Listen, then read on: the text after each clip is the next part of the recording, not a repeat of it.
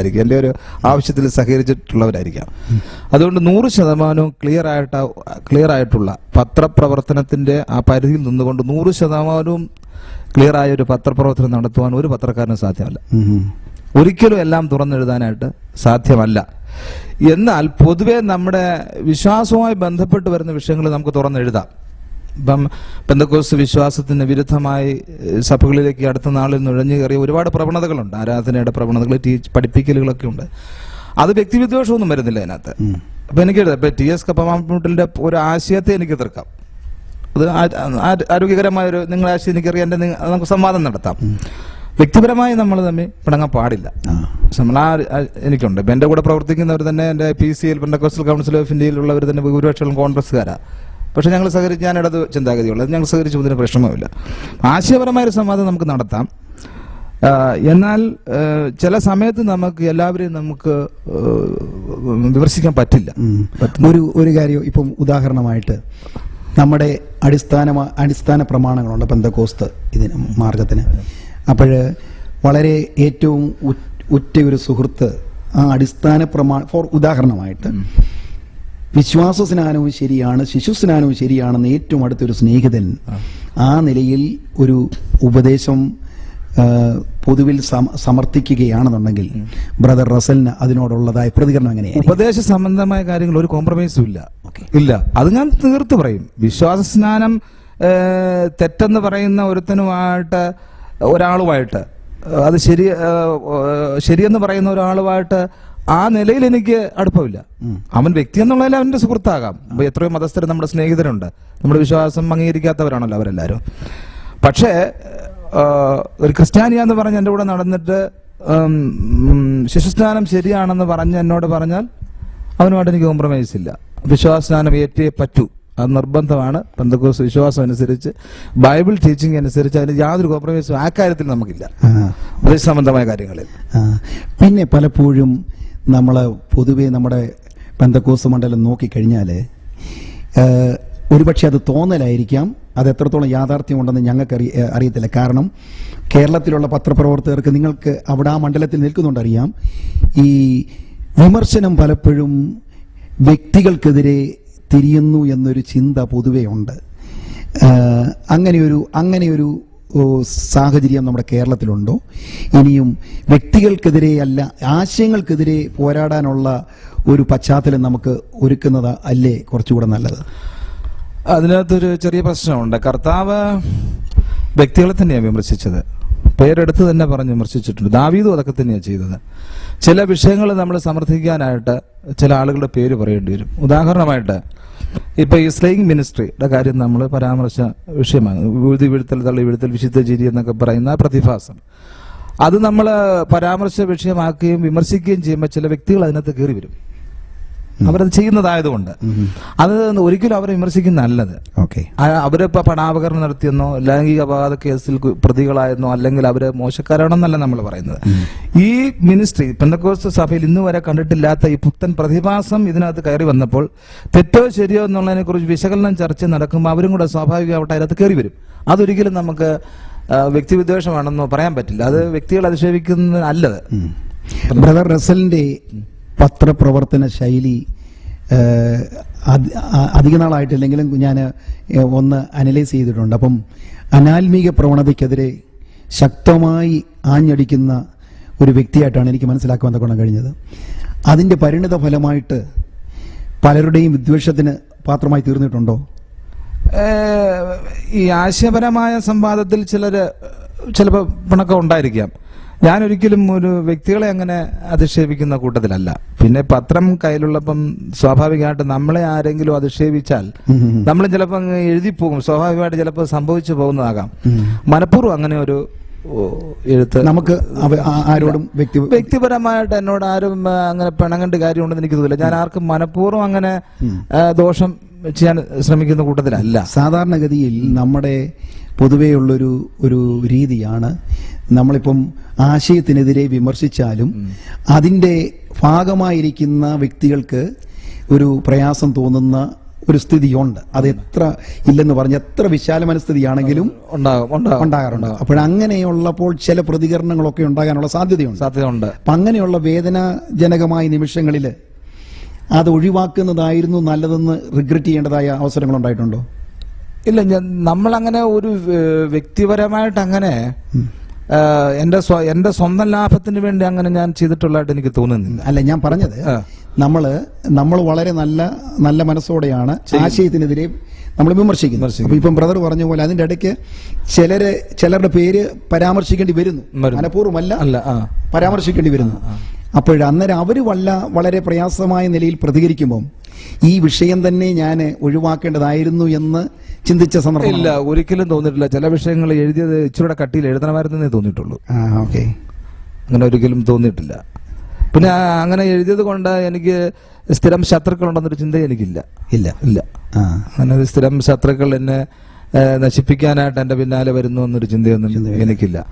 അതിലൊന്നും പ്രശ്നമില്ല. അങ്ങനെ വന്നാലും പ്രശ്നം കൂട്ടത്തിലല്ല. പക്ഷെ അങ്ങനെ ഇല്ല. കാരണം ഞാൻ മനഃപൂർവ്വം ഹൃദയം തുറന്ന് തന്നെയാണ് സംസാരിക്കുന്നത്. പെന്തക്കോസ്ത് ഞാൻ ഉപദേശങ്ങൾക്ക് വിരുദ്ധമായ നിലപാടുകൾ കാണുമ്പോൾ നമ്മൾ എഴുതും. ഒന്ന്, വ്യക്തിപരമായിട്ട് ഇപ്പൊ എന്നെ അധിക്ഷേപിച്ചു കഴിഞ്ഞാൽ എനിക്ക് പത്രം കൊണ്ട് എഴുതാതിരിക്കാൻ പറ്റുമോ? അതുകൊണ്ട് ചിലപ്പോൾ നമ്മൾ അങ്ങനെ അങ്ങ് ചെയ്തു പോകുന്നതാ. അത് ഈ വിശാലമായ കാഴ്ചപ്പാടുള്ളവരൊക്കെ സ്പോർട്സ്മാൻ സ്പിരിറ്റിലൊക്കെ എടുത്താൽ മതി. നമ്മൾ ഈ ഒരു ഇഷ്യൂ എഴുതി അടുത്ത ശേഷം വേറെ ഒരു വിഷയത്തിൽ കൈകാര്യം ചെയ്യുന്നത്, അത് എഴുതി അങ്ങ് പോകുന്നു. ഇപ്പം പലരും പേര് പറയുന്നില്ല, അങ്ങോട്ടും ഇങ്ങോട്ടൊക്കെ എഴുതിയിട്ടുണ്ടെങ്കിൽ അവരെല്ലാം എന്റെ സുഹൃത്തുക്കളാണ് ഇപ്പോഴും. ഞങ്ങൾ തമ്മിൽ അങ്ങോട്ടും ഇങ്ങോട്ടും എഴുതിയിട്ടുണ്ട്, നന്നായിട്ട് എഴുതിയിട്ടുണ്ട്, ആശയപരമായിട്ട് എഴുതിയിട്ടുണ്ട്. ഇപ്രാവശ്യം സ്റ്റേറ്റ്സിൽ വന്നപ്പോൾ ഞങ്ങളൊക്കെ ഒരുമിച്ച് കിടന്നുറങ്ങി, ഒരു മുറി തന്നെ കിടന്നുറങ്ങി ഞങ്ങൾ പലരും. അതൊന്നും ഒരു വിഷയമല്ലേ ഇതിനകത്ത്. അതേസമയം തന്നെ ഈ നമ്മുടെ ഈ വിമർശന പല സന്ദർഭങ്ങളിൽ നാം വിമർശിക്കേണ്ടി വരുമ്പോൾ നമ്മൾ അങ്ങനെ വിമർശിക്കുന്ന വേളയിൽ അതിനെ അഭിനന്ദനങ്ങളൊക്കെ കിട്ടാറുണ്ടോ? ഒന്നാമത് വിമർശിക്കേണ്ട വിഷയങ്ങളെ വിമർശിക്കുന്നുള്ളൂ. പബ്ലിക്കിനും നമ്മുടെ സഭയ്ക്കും പ്രയോജനപ്പെടുന്ന കാര്യങ്ങളാണ് പൊതുവെ നമ്മൾ വിമർശിക്കുന്നത്.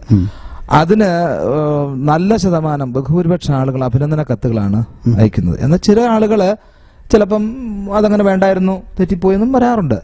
സ്വാഭാവികമാണ്. നമ്മുടെ ഇടയിൽ രണ്ടു തരം വായനക്കാരുണ്ടല്ലോ, വരാറുണ്ട്. എന്നാൽ കൂടുതൽ ആളുകൾ എഴുതിയിട്ടുള്ള ക്രിയേറ്റീവായിട്ടുള്ള വിമർശനങ്ങളെ എല്ലാം അനുകൂലിച്ചുകൊണ്ട് പ്രോത്സാഹിപ്പിച്ചുകൊണ്ടുള്ള ഫോൺ കോളുകളും എഴുത്തുകളോ ധാരാളം വന്നിട്ടുള്ളത്. പിന്നെ ക്രൈസ്തവ ചിന്തയെ സംബന്ധിച്ചിടത്തോളം വിമർശനമായ കത്തുകൾ ഞാൻ പ്രസിദ്ധീകരിക്കും. പാസ്റ്റർ ശ്രദ്ധിച്ചിട്ടുണ്ടാവുമെന്ന് എനിക്ക് തോന്നുന്നു. ഇത് ദേശാഭിമാനിയല്ലേ, എന്തിനാ ഇങ്ങനെ ക്രൈസ്തവന്റെ ആവശ്യം എന്താ, ഇത് മാർക്സിസ്റ്റുകളുടെ ചിന്തയല്ലേ എന്നൊക്കെ പറഞ്ഞ ചിലർ വന്നിട്ട് ഞാൻ അതേപടി തന്നെ പ്രസിദ്ധീകരിച്ചിട്ടുണ്ട്. ഇപ്പൊ നമ്മള് പബ്ലിക്കിനോട് ഒരു ആശയം അടിച്ചേൽപ്പിക്കുക പത്രക്കാർ ചെയ്യുന്നത്. സത്യത്തിൽ നമ്മുടെ പത്രാധിപരുടെ ആശയം സമൂഹത്തെ അടിച്ചേൽപ്പിക്കുക ചെയ്യുന്നത്. അപ്പൊ അങ്ങനെ വരുമ്പോൾ അവന് വായിക്കാൻ ഇഷ്ടമല്ല. വായിച്ചാൽ അവന് തിരിച്ചു പറയാനുള്ള അവകാശം നമ്മൾ കൊടുക്കണം. അവന് തീർച്ചയായിട്ടും അവന് കൊടുക്കണം. കാരണം അവന് ഞാൻ എഴുതുന്ന എല്ലാ ആശയവും അവന് അംഗീകരിക്കണമെന്നില്ല. അപ്പൊ അവന് തിരിച്ചു പറയാനുള്ള അവസരം നമ്മൾ കൊടുക്കുകയും അതുകൊണ്ടാണ് അവന്റെ കത്തുകൾ ഞാൻ എഡിറ്റ് എന്ന് പറഞ്ഞാൽ ഭാഷ മോശമാണെങ്കിലൊന്ന് ശുദ്ധിയാക്കി ആ ആശയങ്ങൾക്ക് മാറ്റം വരാത്ത രീതിയിൽ പ്രസിദ്ധീകരിക്കുമ്പോൾ അദ്ദേഹത്തിന് സന്തോഷമായി. എന്റെ ആശയം അതിനകത്ത് വന്നല്ലോ, ഓക്കെ. അപ്പം ഒരു സന്തുലിതാവസ്ഥ പത്രപ്രവർത്തന മേഖലയിൽ വരും. അതാണ് നമ്മളെപ്പോഴും ചെയ്യുന്നത്. അതുകൊണ്ട് നല്ലത് മാത്രം പ്രസിദ്ധീകരിക്കുകയും എനിക്ക് എഴുതിയതിരെ വരുന്ന കത്ത് ഞാൻ പ്രസിദ്ധീകരിക്കാതിരിക്കുകയും ചെയ്തിട്ടില്ല. നല്ല ഭാഷയിലുള്ളതാണെങ്കിൽ ധാരാളം കത്തുകൾ പഴയ ലക്കങ്ങൾ എടുത്ത് നോക്കിയാൽ മനസ്സിലാകും. ഈ നേതൃത്വത്തിനെതിരെ പലപ്പോഴും ബ്രദർ റസൽ വളരെ ശക്തമായി ആഞ്ഞടിച്ചിട്ടുള്ളതായിട്ട് കാണുന്നുണ്ട്. അപ്പോഴ് സാധാരണഗതിയിൽ പല പത്രപ്രവർത്തകരും അങ്ങനെയുള്ളൊരു സംഘടന ഒഴിവാക്കാനാണ് ശ്രമിക്കാറുള്ളത് കഴിവതും. അങ്ങനെ ഒരു അവസരം വരുമ്പോൾ, നേതൃത്വത്തിനെതിരെ ശബ്ദിക്കേണ്ടി വരുമ്പോൾ അതിൻ്റെ പ്രത്യാഘാതങ്ങൾ എന്തൊക്കെയാണെന്ന് മുൻകൂട്ടി ചിന്തിക്കാറുണ്ടോ? അല്ല, ഇത് നേതൃത്വത്തിനെതിരെ അങ്ങനെ ഒരു വിമർശനം നടത്തിയിട്ടുണ്ടെന്ന് എനിക്ക് തോന്നുന്നില്ല. അത് ഞാൻ പറഞ്ഞില്ല, ഇഷ്യൂ ബേസ്ഡ് ആണ് ഇതൊക്കെ. ചില വിഷയങ്ങളുമായിട്ട് ബന്ധപ്പെട്ട് വരുമ്പോൾ ചിലപ്പോൾ നേതൃത്വത്തെ അങ്ങനെ കാടടച്ച് ഒരു പേരെടുത്തൊന്നും വിമർശിച്ചിട്ടില്ല. ഇപ്പം അനധികൃതമായി സ്വത്ത് സമ്പാദിക്കുന്നു, അല്ലെങ്കിൽ ലൈംഗിക കഥകളിൽ ഉൾപ്പെടുന്നു, തെരഞ്ഞെടുപ്പിൽ ജയിക്കാൻ വേണ്ടിയുള്ള കുതന്ത്രങ്ങൾ കാണിക്കുന്നു, ഇങ്ങനെയൊക്കെയുള്ള പൊതുജന വിഷയങ്ങളൊക്കെ നമ്മളെ പരാമർശിച്ചിട്ടുള്ളല്ലാതെ നേതാക്കന്മാർക്കെതിരെ അങ്ങനെ ആഞ്ഞടിച്ചിട്ടുള്ള ഒരു രീതിയൊന്നും എന്റെ ഭാഗത്തൊന്നും ഉണ്ടായിട്ടില്ല. ആശയപരമായിട്ട് എഴുത്തിനെ ഞാൻ പ്രാധാന്യം കൊടുത്തിട്ടുള്ളൂ. കാരണം ഉദാഹരണമായിട്ട് ഇപ്പം ഒരു ഉയർന്ന പദവിയിൽ ഇരിക്കുന്നതായ ഒരു ദൈവത്തിന്റെ ദാസൻ ആ പദവി ദുരുപയോഗപ്പെടുത്തിയാൽ നാച്ചുറലി അതിനെതിരെ പ്രതികരിക്കാൻ ഒരു പ്രവണത ഉണ്ടാകാറില്ലേ? അവിടെ ഞാൻ ആദ്യം പറഞ്ഞ ഭാഗം ഓർക്കണം. എല്ലാ കാര്യവും എപ്പോഴും നമുക്ക് എഴുതാൻ പറ്റില്ല. ഓക്കെ. പത്രപ്രവർത്തനത്തിന് പരിമിതികളുണ്ട് എഴുത്തിന്. അത് നമ്മൾ അംഗീകരിച്ചേ പറ്റൂ. അവര് ഭാഗത്ത് തെറ്റുണ്ടായാലും അവരൊരു സൊസൈറ്റിയുടെ ലീഡേഴ്സ് ആണെന്നുള്ള ചിന്ത കൂടെ നമ്മളെ എപ്പോഴും ഭരിക്കണം. എങ്കിലും പത്രം പ്രവർത്തനം എന്നുള്ള നിലയിൽ അവരെ അത് ഏതെങ്കിലും വിധത്തിൽ ചൂണ്ടിക്കാണിക്കാതിരിക്കാനായിട്ട് പറ്റത്തുമില്ല.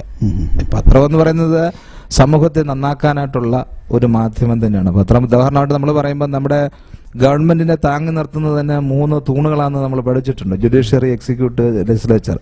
കാര്യനിർവഹണം, നീതി നിർവഹണം, പിന്നെ നിയമ നിർമ്മാണം. അപ്പൊ ഇത് 3ഉം കൂടെ കൂടുന്നതാണ് ഗവൺമെന്റ് എന്ന് പറയുന്നത്, അല്ലെ? പക്ഷെ അപ്പൊ 4മതൊരു 4th എസ്റ്റേറ്റ് എന്ന് പറയുന്ന ഒരു സാധനം എന്ന് പറയുന്നത് പത്രമായിട്ട് അവതരിക്കുക. കാരണം ഇത് 3ഉം ഈ ജുഡീഷ്യറിയെയും എക്സിക്യൂട്ടീവിനെയും ലെജിസ്ലേച്ചറിനെയും അത് മാത്രം പോരാ, ഇവരെ 3എണ്ണത്തിനെയും കൂടെ താങ്ങി ഭരണം സുഗമമായിട്ട് കൊണ്ടുപോകണമെങ്കിൽ 4മതൊന്ന് വേണം. അത് 4th എസ്റ്റേറ്റ് ആയ പത്രമാണ് 4ാം തൂണ് എന്നാണ് ഇപ്പൊ പഠിപ്പിച്ചിരിക്കുന്നത്. അതുകൊണ്ട് പത്രം എപ്പോഴും നമ്മൾ മനസ്സിലാക്കേണ്ടത് ഈ സമൂഹത്തെ നന്നാക്കാനുള്ള, ശുദ്ധീകരിക്കാനുള്ളത് തന്നെയാണ്. അത് മനസ്സിലാക്കി കഴിഞ്ഞാൽ ഒരാൾക്കൊരു വിമർശനം ഏറ്റെടുക്കുന്നതിന് പ്രശ്നമൊന്നുമില്ല. ഇപ്പൊ എന്നെ ചിലര് കമ്മ്യൂണിസ്റ്റുകാരെന്തേ വരുന്നതൊക്കെ പറയാറുണ്ട്. എനിക്ക് അതിനകത്ത് പരാതിയില്ല. ഞാൻ ആശയപരമായിട്ടാണല്ലോ, പിന്നെ ഇതിനാ ഞാനതിനെ എതിർക്കുന്നത്. അപ്പൊ ഒരാൾ തെറ്റ് കാണിച്ചു കഴിഞ്ഞാൽ അത് തെറ്റിപ്പോയി എന്ന് പറഞ്ഞാൽ അത് അംഗീകരിക്കുകയും അതിൽ മനസ്താപപ്പെടുകയും ചെയ്യുന്നതാണ് പെന്തക്കോസ്ത് വിശ്വാസികൾ കരുണീയമായിട്ടുള്ളത്. അല്ല അവനെ കൊല്ലാൻ ഓടി നടക്കുന്നത് തെറ്റാ, അതല്ല ശരിയാണ്. ബൈബിൾ അത് പറയുന്നില്ല. അനുതാപപ്പെട്ട് എല്ലാവരും മടങ്ങി വന്നതാട്ടോ ചരിത്രം, പ്രേമത്തിലും പുതിയതിലും ഒക്കെ പറയുന്നത്. അത് മനസ്സിലാക്കാനുള്ള കരുത്ത് നമ്മുടെ ആളുകൾക്കില്ല. ശരി. ചുങ്കപ്പാറ സംഭവത്തോടനുബന്ധിച്ച് കേരളത്തിലുള്ള മലയാളി പെന്തക്കോസ്ത് സമൂഹങ്ങളുടെ ഇടയിൽ, വിവിധ പത്രങ്ങളുടെ ഇടയിൽ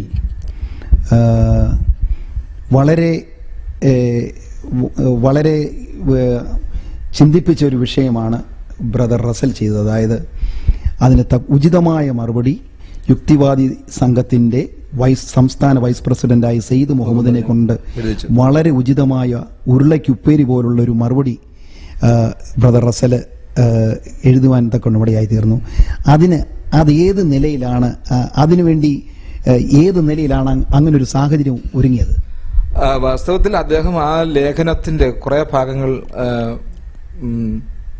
ഇവരുടെ ജന്മഭൂമിയിൽ പ്രസിദ്ധീകരിച്ചിരുന്നു. കുറച്ച് ഭാഗങ്ങൾ അത് എന്നോട് ആരോ വിളിച്ചു പറഞ്ഞിട്ട് ഇങ്ങനെ ഒരു പ്രസ്താവന വന്നിട്ടുണ്ട്, സെയ്ദ് മുഹമ്മദ് ആണ് യുക്തിവാദി സംഘത്തിന്റെ സംസ്ഥാന വൈസ് പ്രസിഡന്റ് ആണെന്നൊക്കെ പറഞ്ഞപ്പോൾ ഞാനത് കാണാനുള്ള താല്പര്യം എനിക്കുണ്ടായി. അങ്ങനെ അത് ഞാൻ കണ്ടെത്തുകയും അങ്ങനെ അദ്ദേഹത്തെ വിളിച്ച് ചോദിക്കുകയും അദ്ദേഹത്തിന്റെ പെർമിഷനോട് കൂടി ഇടുകയും ചെയ്തതാണ്. അതിനകത്ത് കുറച്ച് അഡീഷണൽ ആയിട്ട് അദ്ദേഹം എഴുതി കൂട്ടി തന്നെന്ന് എനിക്ക് തോന്നുന്നത്. അദ്ദേഹം ആദ്യം പ്രസ്താവിച്ചതിന്റെ കൂടെ തന്നെ അത് ആ സമയത്ത് ഏറ്റവും ഫലപ്രദമായി. അതെ, ആ സമയത്ത് അതെ, അവരുടെ മണ്ഡലത്തിൽ നിന്ന് ഒരു വ്യക്തിയെ കൊണ്ട് സംസാരിപ്പിച്ചു എന്ന് പറയുന്നത് അത് വളരെ ശക്തമായ, തീർച്ചയായിട്ടും അത് ഏറ്റവും അധികം ആ കാര്യം ചുങ്കപ്പാറ വിഷയം ഇസ്ലാം വിശ്വാസികൾക്ക് ബുദ്ധിമുട്ട് വരാതെയും ഗവൺമെന്റിന് പ്രശ്നം വരാതെയും പെന്തക്കോസ്തുകാർക്ക് പ്രശ്നം വരാതെയും ഒരു മതേതര ചിന്തയിൽ, എല്ലാ മതങ്ങളും നമ്മുടെ നാട്ടിലുണ്ടല്ലോ, മുസ്ലിമും ക്രിസ്ത്യാനിയും എല്ലാം നമ്മുടെ നാട്ടിൽ വേണമല്ലോ. ഒന്നൊന്ന് മോശമാണെന്നൊന്നും പറയുന്നത് ശരിയല്ല. അപ്പൊ അവർക്കും പോറൽ വരരുത്, നമുക്കും പോറൽ വരല്ല. എന്നാൽ ഒരാളൊരു തെറ്റ് കാണിച്ചൊരു പുസ്തകം എഴുതിയെങ്കിൽ ആ സമൂഹത്തെ ഒന്നടങ്കം അധിക്ഷേപിക്കുകയും തല്ലിക്കൊല്ലാൻ ചെയ്യുന്നത് ശരിയല്ലല്ലോ. അതുകൊണ്ട് അവർക്കും നമുക്കും കേടില്ലാത്ത രീതിയിലെ പ്രശ്നം തീർക്കണമെന്നുള്ള ഒരു ഗവൺമെന്റിന്റെ ആഹ്വാനമായിട്ടും കൂടെ കണ്ടുകൊണ്ടാണ് നമ്മളത് പ്രസിദ്ധീകരിച്ചത്. കേരളത്തിലെ ചില പ്രമുഖ ദിനപത്രങ്ങൾ പെന്തക്കോസ്തുകാർക്ക് എതിരായിട്ടുള്ളൊരു പോക്കായിട്ട് പലപ്പോഴും തോന്നാറുണ്ട്. കാരണം എവിടെയെങ്കിലും മറ്റുള്ള സമൂഹങ്ങളിൽ സംഭവിക്കുന്ന വിഷയങ്ങളിൽ ഈ ചെറുതായിട്ടുള്ള വിഷയങ്ങൾ പോലും നമ്മുടെ ഇടയിൽ സംഭവിച്ചു കഴിഞ്ഞാൽ അത് വലിയ വാർത്തയാക്കി അവർ കൊടുക്കാറുണ്ട്. എന്താ പെന്തക്കോസ്തുകാർ